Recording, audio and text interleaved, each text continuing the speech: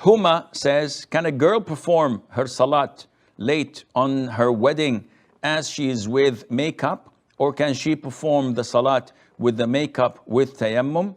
First of all, the scenario is as this. A woman has a wedding, whether she's a bride or she's a guest. They go to the hairdressers after Asr time, and they are in the state of wudu.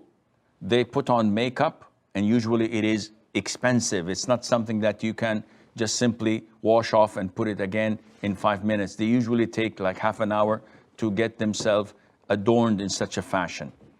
And then they pray Maghrib, and they go to the wedding.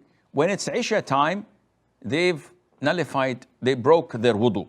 So what to do? Situation one, you have to remove the makeup and perform wudu, especially if the makeup is waterproof, water resistant. You have to wash your face. This is salat. This is something important. Yes, but Sheikh, I've paid $300, $500 to get these paints on my face. This is your problem. You have till midnight. After that, the prayer is invalid, and if you pray it after midnight, it would not be accepted because you deliberately skipped prayer on time. So what to do, Sheikh? You have another alternative. Such weddings usually take place, especially for a bride, once in a lifetime.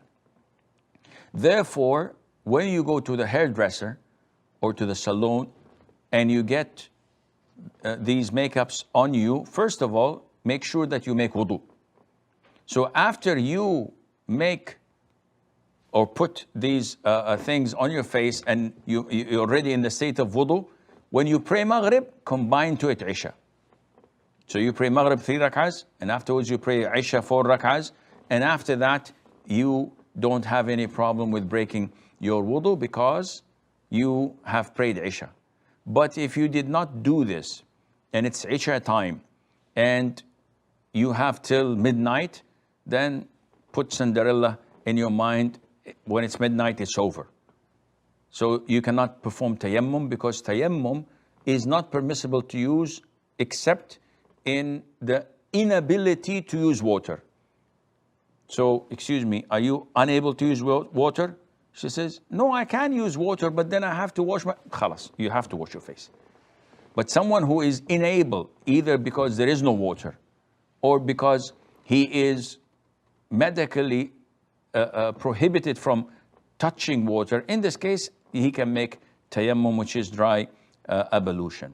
فاسألوا أهل الذكر إن كنتم لا تعلمون